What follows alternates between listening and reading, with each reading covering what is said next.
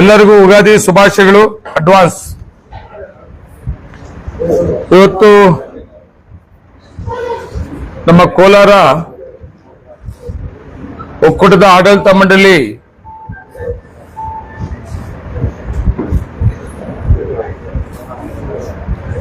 ಒಂದು ವಿಶೇಷವಾದ ಒಂದು ತುರ್ತು ಸಭೆಯನ್ನ ಮಾಡಿ ಯುಗಾದಿ ಹಬ್ಬದ